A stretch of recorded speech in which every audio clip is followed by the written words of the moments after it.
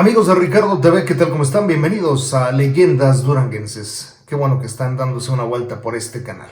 En este canal podrás ver leyendas de Durango capital, del estado de Durango, de cualquiera de los municipios, y es para mí un gusto poder llevártelas hasta tu hogar, hasta tu oficina, hasta tu trabajo, hasta donde quiera que nos estés viendo. Aprovecho para agradecer el favor de las visitas que nos dan a nuestros paisanos de Estados Unidos. Muchísimas gracias. Y hablando de saludos, aquí tengo varios. Quiero agradecerles pues los comentarios que nos dejan aquí en el canal, en YouTube, concretamente a Carlos Acosta, quien se entró a ver el reportaje que hicimos en San José de Gracia, que es un lugar, una localidad muy bonita, allá en Canatlán, Durango. Sandra Milena, ella visitó la leyenda del invitado del más allá, dice: super leyenda, uno no debería jugar con los difuntos, es mejor rezar por ellos. También agradecemos a Marco Cepeda. Él entró a ver el documental La leyenda de Benjamín Argumedo y nos hace un comentario. Nos dice que gracias por el mini documental, le hubieras puesto cómo se alió con Zapata y parte de su historia del por qué tomó sus armas. Sí, la verdad es que son poquitos minutos y no podemos poner la mayoría de los datos, sí los que consideramos más importantes, por supuesto. También Philly Ríos, él entró a ver el programa de Guanaceví, un reportaje que hicimos sobre Guanaceví, y dice que le gustaría conocerlo. También Juan Francisco García, sobre todo cuando hay nieve. Sí, la verdad es que es un lugar muy, muy, muy bonito. En fin, pues aquí vamos a ir agradeciendo según se vaya pudiendo. Por supuesto, te invito para que te suscribas a mi canal, Ricardo TV. También para que visites la página de Facebook, que es En el Umbral del Misterio. Esta leyenda que estás a punto de ver se llama Los Tesoros del Asalto al Tren. Es un tren que salía de la ciudad de Durango, capital, a la localidad de Tepehuanes. Se incluye en el libro Leyendas y Relatos del Durango Antiguo, octava parte. Es un poquito larga, muy interesante, está plagada de fotos de la Revolución Mexicana a color, otras en blanco y negro, muchas fotos de revolucionarios, de federales, del pueblo, por supuesto, y también de la estación de ferrocarril de la ciudad de Durango de muchos ayeres. No están todas las que tengo, sin embargo sí hay una muy buena cantidad. Recuerda que estas leyendas tienen un inicio donde te presentan, te dan el contexto histórico de lo que está ocurriendo en la ciudad de Durango en este caso. Luego hay un nudo donde se llega el problema fuerte y finalmente el desenlace donde se llega a la resolución de los problemas, si es que los hay, porque obviamente pues son leyendas y no todos tienen una resolución positiva. Así es que espero que la disfrutes, espero que dejes tus comentarios y también espero que te suscribas a Ricardo TV aquí en YouTube. Muchas gracias, disfruta Los Tesoros del Asalto al Tren. Los fenómenos que no pueden ser explicados mediante teorías físicas, biológicas o psicológicas son llamados fenómenos paranormales. Te presentamos Leyendas Duranguenses. Leyendas Duranguenses.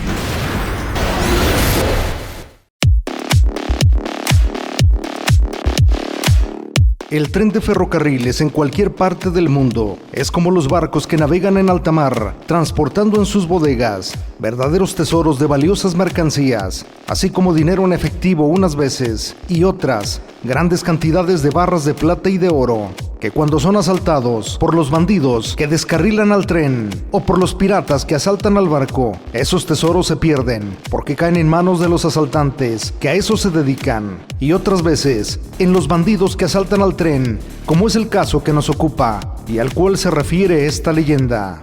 Fue el día 19 de agosto de 1918, cuando el tren de pasajeros que corría de la ciudad de Durango con destino a la ciudad de Tepehuanes, en punto de las 9 de la mañana con 30 minutos, fue asaltado por 3 grupos de guerrilleros que se decían revolucionarios y eran rescoldos del movimiento armado, quienes no estaban satisfechos y permanecían inconformes por las demandas revolucionarias no resueltas y merodeaban por la sierra de Durango, asaltando núcleos de población y asesinando a ciudadanos que ninguna culpa tenían. Merodeaban en 3 importantes regiones del estado de Durango, quienes viviendo a salto de mata se mantenían en constante movimiento, cabalgando como guerrilleros en la Sierra de la Silla, grupo capitaneado por Juan Galaviz, que se hacía llamar General.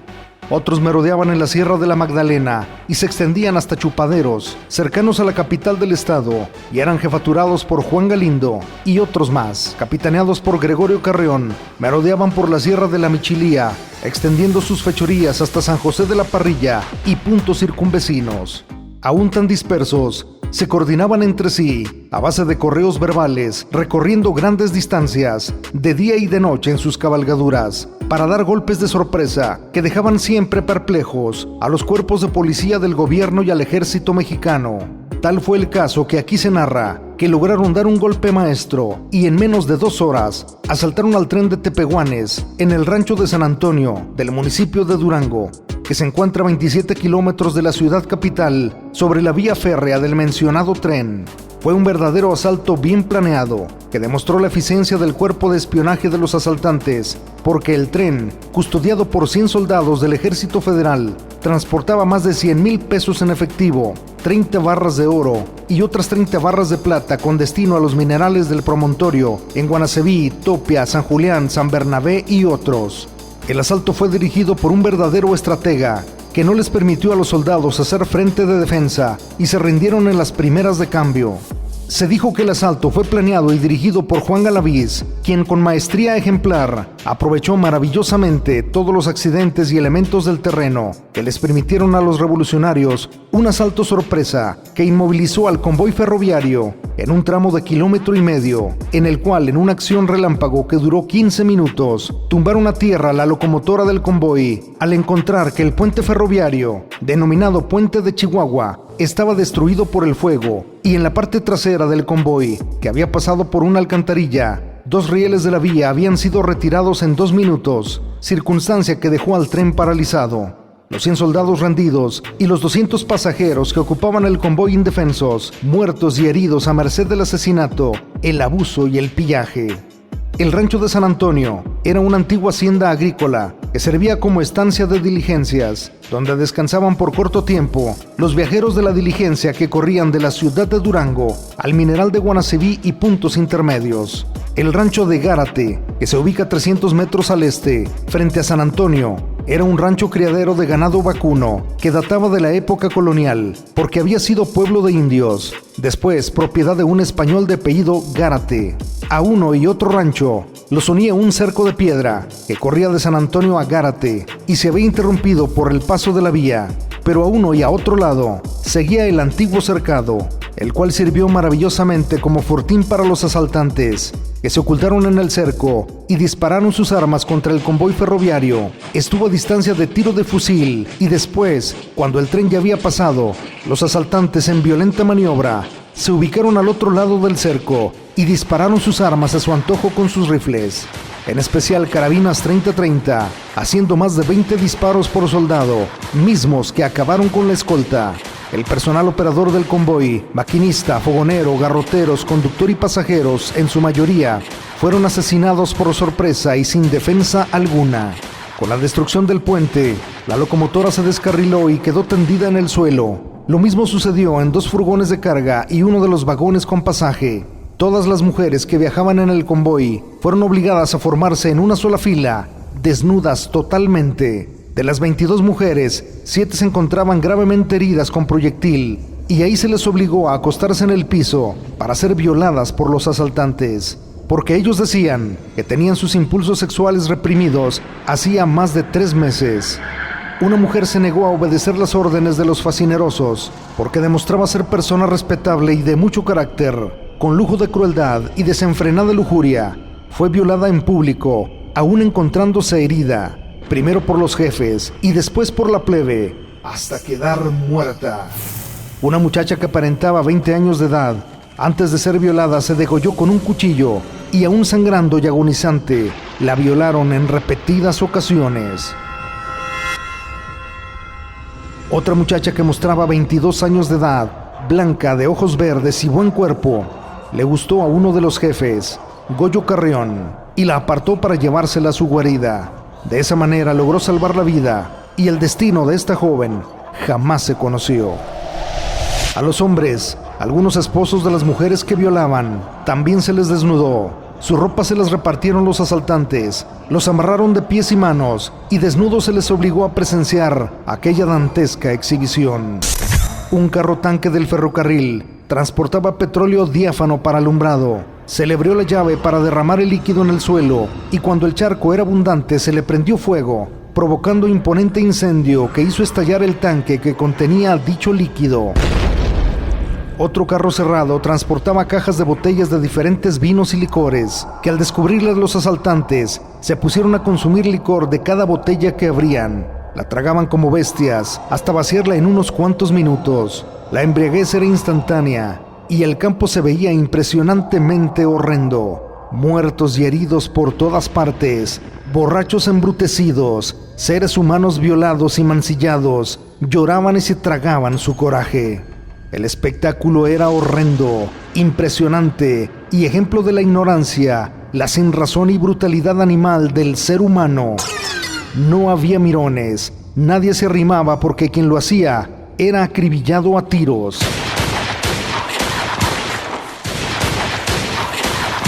Hombres borrachos completamente ahogados, muertos tirados por doquier, moribundos agonizando, sangre humana corriendo a raudales, mentadas de madre y gritos destemplados, llanto y gritos de dolor e impotencia, y disparos de armas de fuego a diestra y siniestra. Era el macabro espectáculo que lo completaba un tren con su locomotora y sus carros fuera de la vía y acostados en la tierra. Juan Galaviz con su gente fueron los primeros que empezaron a cargar la parte del tesoro que cargaba el tren. Enfilaron de inmediato su retirada con destino a la Sierra de la Silla, por el rumbo de Ocotán y San Bartolo. Gregorio Carreón formó a su tropa y le ordenó que pasara uno a uno a seleccionar lo que pudieran llevar, recordándoles que la caminata era larga y pesada hasta la Sierra de Michis y que preferían el oro y la plata sobre las baratijas. Con mucho orden procedió su gente a llenar las cantinas de sus monturas con monedas de oro, y uno que otro buscó lugar para llevarse un buen rifle Mauser de los que habían dejado los soldados muertos, y también llevarse cada quien una barra de plata y oro. El jefe Goyo, como le decía a la tropa, se llevó una hermosa muchacha de 20 años, morena clara, con ojos verdes, que viajaba en el tren a Santiago Papasquiaro, y en la trifulca del asalto se enamoró de Gregorio Carreón desde el principio, y dándole un abrazo y un beso, le pidió que la defendiera de ser ultrajada.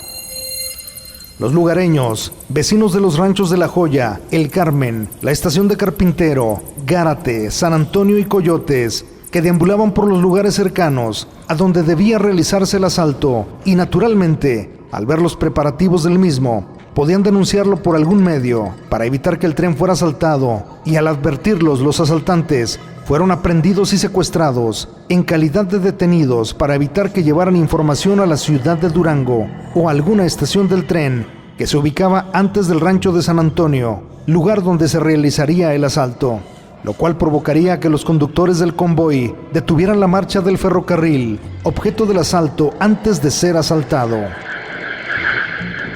Entre esos detenidos se encontraba el joven de 17 años, Julio Arellano González, quien en aquella mañana se dirigía a la estación de Carpintero, precisamente a esperar el tren en el cual viajaba su tío, Ramón González. Otro detenido fue Silvestre Macías, joven de la misma edad que el anterior, el cual se dirigía al Cañón de Chihuahua, muy cerca del lugar donde tenía una chimenea de carbón vegetal en proceso de rendir, carbón que después vendería en la ciudad de Durango, porque el carbón vegetal y la leña de encino eran el combustible único de todas las amas de casa de la ciudad capital.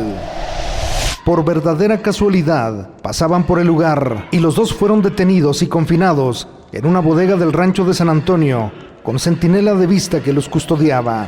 Estas dos personas presenciaron el asalto de todo a todo y sobrevivieron para contar lo que hoy tú estás escuchando. Platicaba Julio, cuando se inició el tiroteo por la llegada del tren al lugar, los centinelas que los cuidaban los abandonaron y corrieron a esconderse en un lugar próximo a la vía, tal vez para presenciar el asalto palmo a palmo, o tal vez para tener oportunidad de participar en el pillaje. Los detenidos eran solamente 4, y al encontrarse solos se salieron de la bodega y a distancia prudente se escondieron entre los árboles cercanos a la vía para protegerse de cualquier bala perdida. Me platicaron tanto Julio Arellano como Silvestre Macías y Sebastián Flores, que fueron testigos presenciales del asalto, que tanto disparaban sus armas los asaltantes como los asaltados en un combate cerrado a muerte, y los que más encarnizadamente disparaban eran los soldados de la escolta, tal vez porque sabían lo que les esperaba si perdían la batalla. Julio, en especial, por su imprudente juventud de 17 años, se acercó mucho al tren, en los vagones que no habían sido descarrilados, y presenció el hecho que en pleno fragor del combate, un hombre bien vestido, con traje negro de curro y bombín, bajó de uno de los carros y corriendo desesperado, llegó a unos 30 metros de distancia de la vía, sobre el cercado de piedra, y entre las piedras del cerco, vació 2 bolsas grandes de monedas de oro que Julio alcanzó a ver brillar con el sol. Luego el curro emprendió veloz carrera rumbo a las casas del rancho de San Antonio, y cuando estaba a punto de llegar a una de ellas, fue blanco certero de un proyectil de algún revolucionario que lo descubrió para matarlo fulminantemente.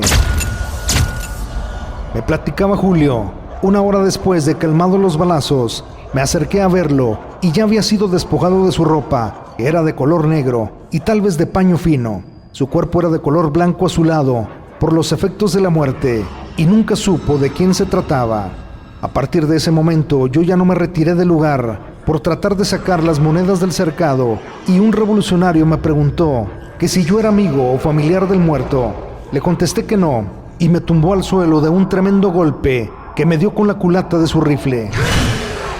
Me levanté trastabillando, dolido del golpe, y me alejé del lugar, pensando en las monedas de oro que aquel hombre muerto había vaciado en el cercado.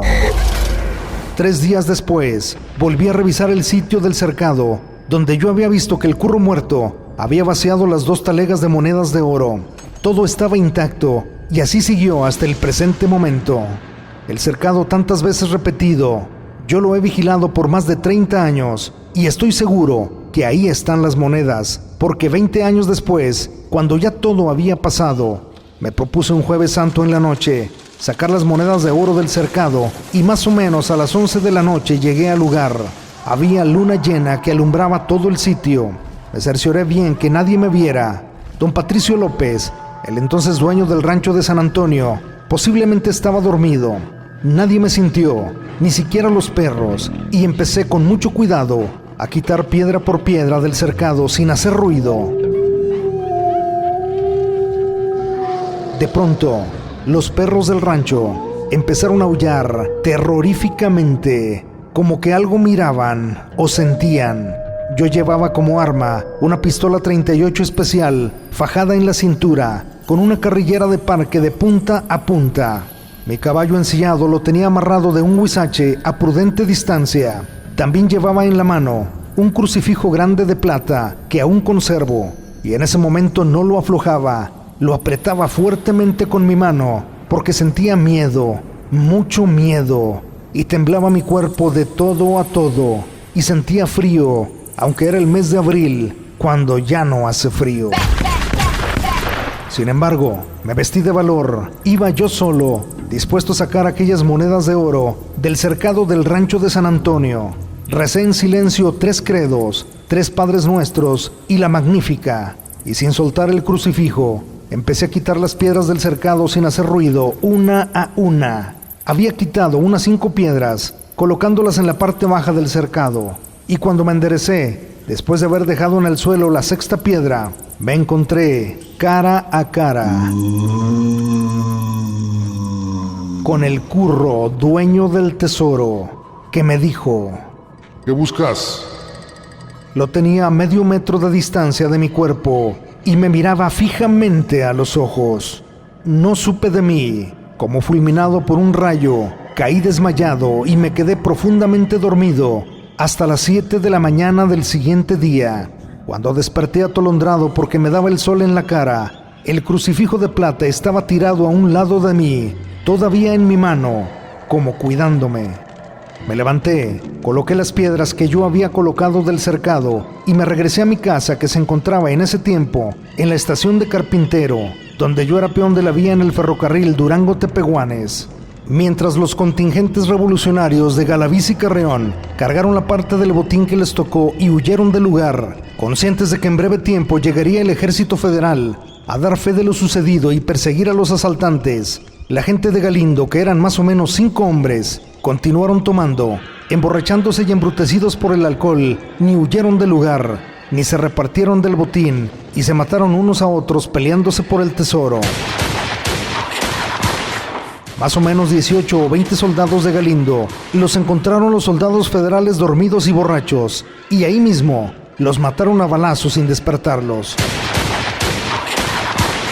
5 hombres muy listos, que no tomaron ni una gota de vino, en 5 mulas que ya traían aparejadas, cargaron una enorme cantidad de monedas de oro y 6 barras de oro que quedaban, además de 4 talegas grandes de monedas, que no supe si eran de oro o de plata, también las cargaron. Cada uno en su morral de cuero, puso bastante parque e inmediatamente se fueron en las mulas, diciéndole a Galindo que iban a esconder aquello, y se veían en la subida de las moras. Todo lo hacían precipitadamente porque estaban seguros que no tardaría el ejército, y a todo al que encontraran aún borrachos, los iban a matar. Antes de salir, empezaron a discutir entre los 5, a quién le tocaba cuidar la retaguardia y quién debía de irse de avanzada, y como uno no fue de acuerdo, lo mataron. Y se fueron 4 en las 5 mulas. Su propósito era encontrar una cueva bien oculta y segura para esconder el tesoro y tomaron rumbo al cañón de Chihuahua. Todo hace suponer que en la ladera sur del cañón que mira al norte encontraron una cueva no muy grande, pero sí bien oculta, donde metieron aquel tesoro que llevaban. A marchas forzadas taparon la puerta con piedras y nadie hemos vuelto a encontrarla. Se dijo que uno de los 4 perversos y ambiciosos mató a balazos a los otros 3 socios y dejó los cadáveres junto al tesoro para que lo cuidaran y no lo encontrara nadie. Él solo tapó la puerta con piedras para después volver a rescatar esa riqueza, solamente que cuando salió del cañón de Chihuahua, ya casi en la tarde, se encontró con los changos del ejército, quienes lo acribillaron a tiros sin darle tiempo de decir nada, y el tesoro se quedó escondido para siempre en la ladera sur del cañón de Chihuahua, del ejido del Carmen y anexos del estado de Durango, esperando a que alguien lo rescate. Es una buena cantidad de oro y plata que nunca se ha sabido que alguien lo haya encontrado, y no está muy lejos del lugar donde fue el asalto. Ninguno de los soldados de Galindo supieron en dónde quedó, porque el que lo escondió finalmente lo mataron los soldados y los otros acompañantes se quedaron muertos dentro de la cueva. Los duranguenses llaman a esta leyenda los tesoros del asalto del tren.